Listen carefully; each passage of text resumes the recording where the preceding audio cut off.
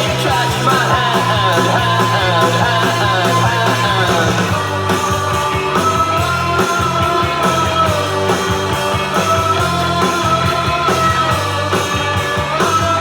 What's up, vinyl community? You guys ready to rock out on a Friday night? I am. How's it going out there, man? Fucking hey, good to fucking hey, man, good to see you guys. Coming off the momentum of my 70s pop hits top 30. God, I had such a good time doing that. It was so fun to go back and listen to those songs. I loved it. We're doing punk tonight, though. Kind of punk, mostly punky power pop, but not your hardcore punk. Just some punk, okay? Punk you guys might not consider punk, but to me it's punk, okay? But yeah, this is gonna be fun, man. I'm okay. I'm in the cosmic realm. It's Friday night. I got my records. I got the lava and the glitter is rolling. I got the brews going. The Miller Lights are going. I got the vinyl ready to talk about. It doesn't get any better. Ooh, excuse me. It doesn't get any better than this. If I had some company up here in the cosmic realm, it would be cool, but you guys are here now, so I feel so much better. I feel loved, vinyl community. I feel in the love. Anyway, let's get on with this show, all right? What we're listening to right now is going to be our first record that I show. This is going to be stuff that I have gotten. I got some of this at like the St. Louis record show. I got some of it from a local antique type collectible store here in town. And some of it I may have even gotten, maybe got one online, but it's just going to be a few records. It's not going to be a lot. I'm going to put my my flying purple pillow eater underneath my butt. Give me a little boost. Oh yeah, I'm uptown now. But yeah, are you guys having a good night tonight? I hope so, man. And there's a lot of good things going on in the vinyl community right now. I'm just trying to keep my spirits up, man. I'm having some issues financially, with this COVID finally caught up with me, but yeah, imagine I survived. Our job survived. My department survived all the cuts and everything, the financial cuts and the trimming of the fat when they brought in these guys to come in and trim away to try and get us out of the negative and into the positive. We survived that only to be waylaid by a freaking pandemic. I would have never thought that. So, but anyway, I'm gonna try and not to think about that because I really want to just do this video. I just want to listen to some music, share it with you. So let's do this. What we're listening to there at the beginning is probably one of the best records I'm going to show here, if not the best record I'm going to show. And just in case you're wondering about, am I going to change the sunglasses? I'll leave the sunglasses on. I'm feeling kind of sassy, man. I'm feeling like I might want to just, be cool for the rest of the video. I don't feel like I want to change into the nerd guy glasses, so I'm going to leave the sunglasses on. I can see just fine here in the realm. Cheers, vinyl community. I can see just fine. All right, here we go. First record that I'm going to show tonight is a group called the Nomads. Yes, this is a garage. It's a Swedish garage punk band. It's formed in 1981. These guys are still kicking it out, kicking it live. They might not look as cool as they look on this cover, but damn, look at that cover. I love that. These two guys right here for sure they look awesome. But These guys are fun as hell. I picked this up at the St. Louis Record Show, and yeah, I didn't pay over $20 for it. I paid under $20, but God, it was just a great find for sure. What this is, I mean, they're like I said, they're a Swedish garage punk band, heavily influenced by bands like the MC5, Iggy and the Stooges, the Ramones, Roky Erickson, New York Dolls, and other early garage and punk bands, right? And they in turn have inspired bands like the Hives, which is another Swedish band. Oh my God, I friggin' love the Hives, man. I gotta get some Hives on vinyl for sure. They are like one of my favorite, probably of the 90s and early 2000s. The Hives are probably one of my favorite bands for sure. And I've got to get some of that on vinyl. But anyway, they inspired bands like the Hives, Glucifer, and the Helicopters, other bands like European, like, garage punk stuff of the 80s. So, yeah, the Nomads, this is great. From what I can tell, this is like a compilation of some of their earlier stuff, and also some covers that they did of other songs. And boy, they just they rip them up, man. I mean, in a good way. They rip out. They do covers by the Kinks. The song by the Kinks is I'm sorry, I gotta look here. I don't have my glasses. That's the part that's gonna get me. But the one that the Kinks do is "I'm Not Like Everybody Else." They do that song by the Kinks. They do a cover of an Alex Chilton song called "Bangkok." They even cover an Elmer James song, "Stranger Blues." Chocolate Watch Band. They do "Milk Cow Blues." And then the Standells, "Sometimes Good Guys Don't Wear White." So a few covers on this. It's about a half and half split, but I'll tell you what, they deliver it with such punk swagger and punk attitude that it's reminiscent to me of like New York 70s New York City punk, like Richard Hell and the Voidoids, or even like Detroit rock stuff like Iggy and the Stooges. So yeah, just some great songs. I highly recommend this album. So yeah, the Nomads, killer stuff. From over in Europe, Sweden. Flying in at 2 o'clock. Okay, maybe not 2 o'clock. It's second line. I don't know.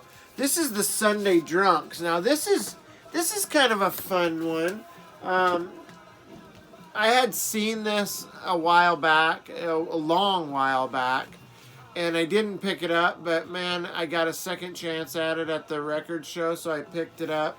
Not a real well-known punk band, but these guys are from a place where some old stomping grounds where I used to hang out in Dallas, Texas, and man, I could tell you stories about Dallas in the late or even early, like probably mid 80s through late 80s and 90s.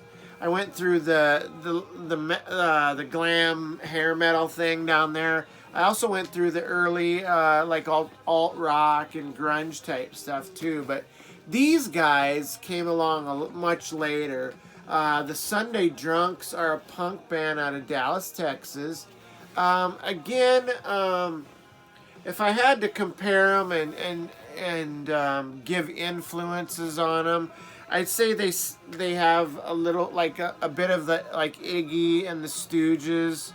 You can't really find a whole lot of information. They're not a huge band by any means. I mean, they're just kind of a pretty lower rung band. But man, I'll tell you what, these guys are fun. They actually, as I'm reading the liner notes, these guys hung out in a lot of places that I used to frequent when I lived down in Dallas.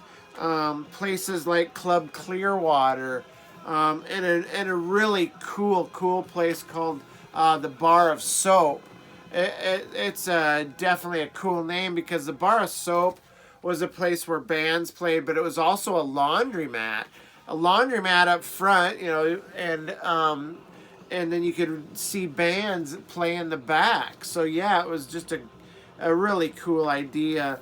In their liner notes, they also thank Rocket from the Crypt.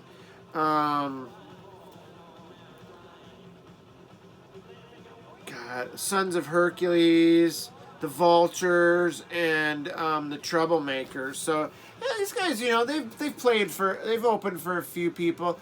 Actually, first time I heard something from these guys was a song called "Hard Drinking Woman," and it was actually on a Texas. It was a garage punk comp from Texas called "Shakin' in My Boots," and it had. It was a rock and roll compilation of garage punk from like the early 2000s. Great stuff. If you want to pick up just something like some fun punk rock and roll, singing about drinking and just basically having a good time, this is a good one for you, the Sunday Drunks. Been on a few of those. Back in the day, who hasn't, right? All right. So we're going to jump from these garage podunk guys from down in Dallas to probably one of the most influential alt music and underground music artists ever to walk the earth.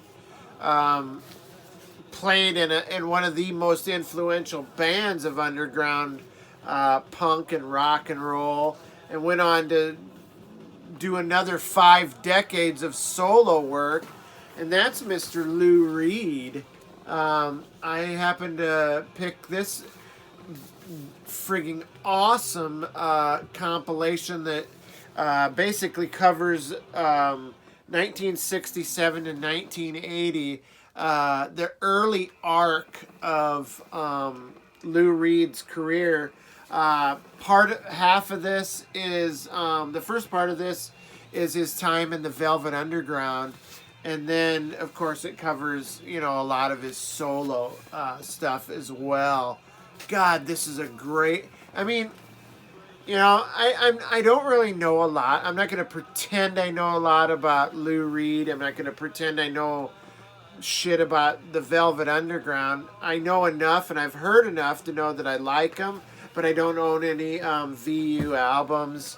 And I do own a couple of Lou Reed albums that I bought just because the opportunity was there and I picked them up. But if you really want to find a vinyl community channel that a guy who knows a lot, I mean, he does his homework when he talks about New York City punk bands and stuff like that, and alt and underground bands, is Steve at Flipside CT. That guy has an amazing channel. He does like documentary stuff in his videos.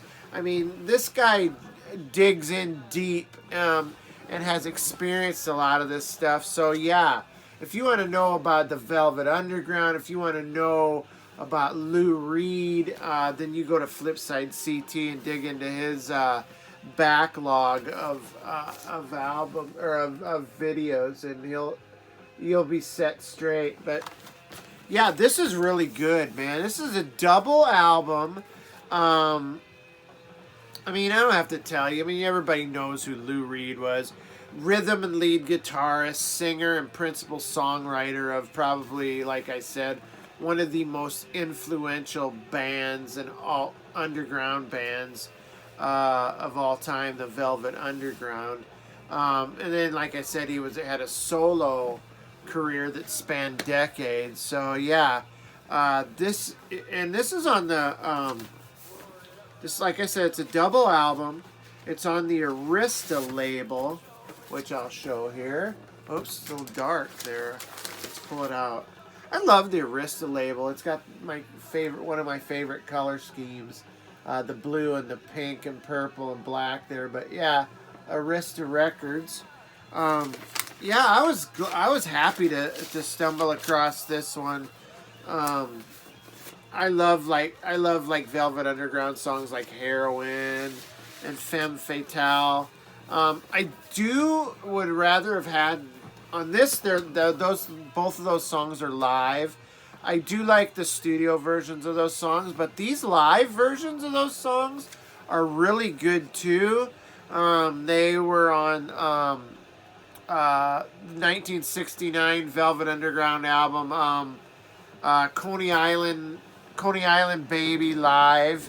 Also live Take No Prisoners. So those two songs were off of those live albums, but this has just got a really killer summation too in here of Lou's career, written by Ellen Willis. So yeah, I mean that's a good picture of Lou right there too. I love it. You know, I'll get into some stuff from the Velvets and dig in a little bit more to Lou, and this is definitely going to do it for me though. This has a double album of songs by the Velvets and Lou right here. This is enough to do me just fine. So Lou Reed, Rock and Roll Diary, 1967 and 1980.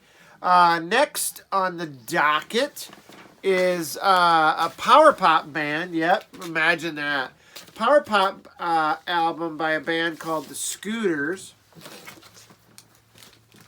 And there they are. Typical power pop look and image the band is trying to portray there. I'll show the back here. There's the fellas. The LA-based power pop band. Kind of in the vein of like the Knack or the Pop or the Zippers. I mean, I like this. This has got hooks galore, guitar hooks galore. The vocals are strong. They had this album and another album, and then they were over and out. Produced by Phil Wainman, who is probably most famous for his work with 70s and 80s glam rock bands, The Sweet, and also Boomtown Rats, and also our heroes in the Bay City Rollers. I knew I liked this guy. I think maybe I'm becoming an uncloseted Bay City Roller fan. And because of Logan from Logan Archer Mounts / Swellheads, he has unabashedly supported the like for Bay City Rollers, and I'm gonna follow suit. I like the Bay City Rollers. They were kind of a fun band. Now back in the day, I hated their guts because my girlfriend back then always, oh my God, they're so cute, they're adorable. So I hated them, but yeah. Anyway, I'm getting way off track here.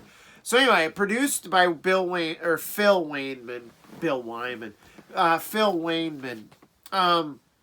Not a lot of, you can't find a lot of history on this group, like online or even in like Wiki or anything like that. But by the looks of this album cover, I'd say these guys might be in jail for probably something they shouldn't have been doing. But God, what the choice of this album cover and the name, it's called Young Girls by the Scooters. That little girl reminds me of remember the vampire movie Interview with a Vampire with Kirsten Dunst? She played the little girl vampire. That's what that girl reminds me of, with her makeup and curly hair. But yeah, kind of a weird cover, and but anyway, but the sound, great, cool power pop sound. Like I said, a lot of guitar hooks. These guys can rock. I mean, I'm a fan. They sing about the usual power pop stuff, like trying to get with girls and girls and cars and driving you know, picking up girls with expensive cars. I mean, it's just great stuff. The Scooters Young Girls. Check it out. The next one is kind of a power pop, new wave band with kind of a bit of a sordid history. This is the Red Rockers, and this album is called Schizophrenic Circus.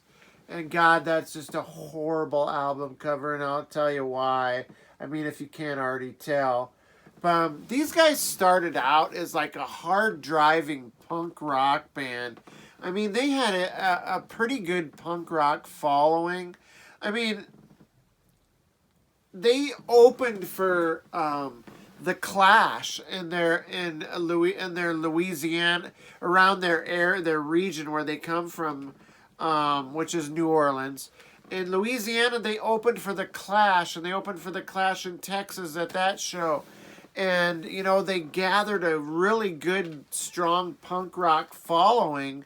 But then they went for a more melodic, radio-friendly, kind of new wave vein for their record label, which was 415.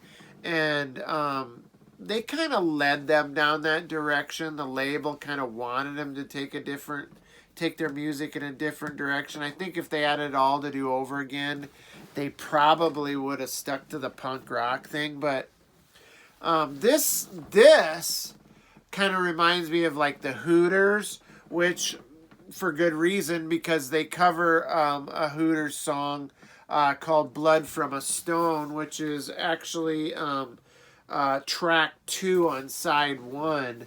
And they kind of remind me of some of those like Irish 80s bands, like I mean, I'm not saying that the Alarm is Irish, hell, I don't even know. But their guitars kind of sound bagpipey, that kind of, you know what I'm talking about? Or there's keyboards in there that sound kind of like bagpipes, or give off that like Irish, Scottish kind of sound. But after they had a big hit called China, and the only part I know is China, China. Kind of a new wave hit, like a sellout kind of hit from punk rock for sure. But then they followed it up with this, and God, if they would have just changed this album cover, maybe if they would have used what they did on the back here instead, which is still kind of iffy. I mean, I think it's cool, but you know, if you are in a punk rock band and all of a sudden you change gears and release something like this, looking like that, and then even maybe like, whoa, fumble, even like that, you're gonna lose your punk rock, what do they call that, your cred, your like street. So yeah, they had SOS, sellout syndrome, and it cost them dearly. But you know what? In retrospect, who gives a fuck? Because I like this, and I like the songs on it. Some of the songs that I really, really dig. Basically, I dig the whole side 1. And then on side 2, there's kind of even a darker song called Burning Bridges, and appropriately, actually, that song covers their career, basically. But I like these guys. I don't care if they sold out or not. I don't need it to be punk, but this cover is awful. I hate that they made him do this. That guy right there in the like leopard skin singlet was probably thinking, oh man, why'd they do this? And this guy right here on the other side, I think he's got a loaf of bread stuck in the front of his jeans right there, if I might. I'm just kidding. But anyway, yeah, Red Rock or Schizophrenic Circus, not a bad album, but they definitely switched gears from their punk roots. Last album, something that Logan Archer Mounts, now known as Swellheads. I seen him show this on a video. This is Screams, And this is definitely power pop. But then again, this is an American band out of Illinois. 1976 they formed. Started out as, guess what, a punk band. And they decided to change gears. Jumped on kind of the power pop wagon that was starting to grow at that time in the late 70s, early 80s. And by doing so, seemed like a good career move at first because they were opening for and promoting bands like the Ramones, David Johansen Group, Iggy Pop, when they were punks, and then they also opened a show at Max's Kansas City in New York, a club there. They opened for an unsigned Devo. So these guys, they definitely had their punk cred going, but then changed gears to the power pop thing that was going on, and ended up going on tour with Van Halen on Van Halen's first headlining tour. I don't know what year that was, maybe 81, 82. But yeah, they opened up for Van Halen on Van Halen's first headlining tour. And if you go on YouTube and chump in, if you pump in Screams live, and there's a clip where they actually show some of the live stuff that they did opening up for Van Halen, and it's incredible. It's just so good. I mean, these guys they were doing so well. They were on tour with the biggest band in America. They got the go-ahead for a second album. They ended up going across over to England, and they were doing sellout shows with their own headlining tour. And I mean, the future was looking so bright. These guys should have been wearing sunglasses. But as they say, man, it almost feels too good to be true, kind of a thing. And eventually the bottom fell out, the trap door opened, and they fell right through it. They were on a major label, and a lot of the major labels at the time were cutting the fat. They were on a major label subsidiary of MCA. What was it called? Let me look here.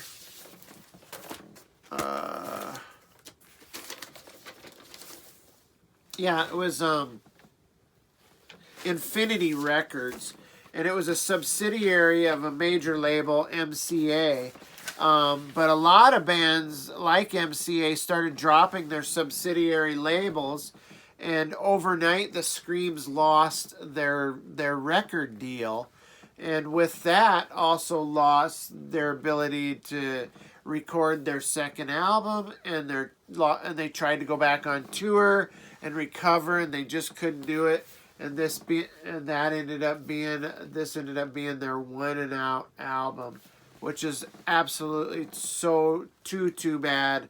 Their drummer, however, went on to play in a band called the Elvis Brothers, and now he tours with the Romantics as their drummer, and also plays in a band called the Handcuffs. So he did up pretty well for himself.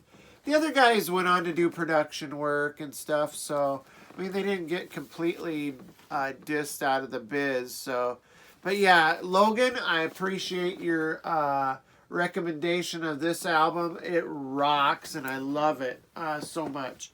All right, that's it, and I'm sure this is a very long video for showing just like 5 albums, but you know how it gets at a Cosmic Brian, So anyway, you guys, I hope you sat through this. I'm working on something big, a big video that's gonna be coming out. I'm not even gonna say anything about it because I don't want to jinx it. So anyway, you guys have a great night. Have a great day tomorrow. Just keep plugging through. You know what I'm saying? Just keep pushing through. And thanks for everybody out there that supports the channel, that subs to the channel. And I appreciate all you guys that don't make, even the guys that don't make videos, I appreciate your comments so much. I have a blast. Even though I don't get to the comments section right away, I have such a blast reading the comments and responding to them. And I'm going to continue to respond to every single comment that comes through. I even go back to my old videos and try and hit up the old stuff that I might miss, that people that come along later on, and look back into the backlog. So yeah, I love that. So I will be responding to you people who have commented on the most recent video. So yeah, a little punk rock, power pop stuff here. You guys, one more toast, and you guys can get on out of here. Scoot, get out of the round, man. It's time for Brian to spark up and get comfy.